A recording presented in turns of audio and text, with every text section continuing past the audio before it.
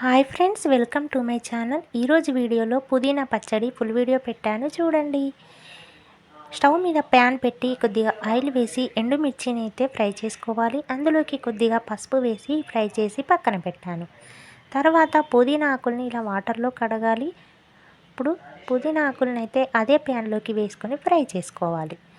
ఇలా mixie jar తీసుకొని ముందుగా వేయించుకున్న ఎండుమిర్చిని, అలాగే వెల్లుల్లిపాయల్ని, కొద్దిగా జీలకర్రని, అలాగే నానబెట్టుకున్న చింతపండుని, కొద్దిగా రాళ్ళ ఉప్పుని వేసి మిక్సీ పట్టాలి. ఇలా మిక్సీ పట్టిన ఎండుమిర్చి వెల్లుల్లిపాయల పేస్ట్లోకి పుదీనా ఆకుల్ని ఫ్రై చేశాను కదా, పుదీనా ఆకుల్ని వేసి మిక్సీ పట్టి పక్కన పెట్టాలి. స్టవ్ మీద ప్యాన్ పెట్టి ఆయిల్ వేసి ఇలా వెల్లుల్లిపాయలని, జీలకర్ర ఆవాలని, అలాగే కరివేపాకు రెమ్మల్ని కూడా వేసుకొని ఫ్రై చేసుకోవాలి. ఇలా పోపు ఫ్రై అయ్యాక పసుపుని వేసుకోవాలి. ముందుగా మిక్సీ పట్టిన పుదీనా పచ్చడిని వేసి కలుపుకోవాలి. అంతే అండి, ఇలా సింపుల్గా పుదీనా పచ్చడి అయితే చేశాను. ఎలా ఉందో కామెంట్ చేయండి.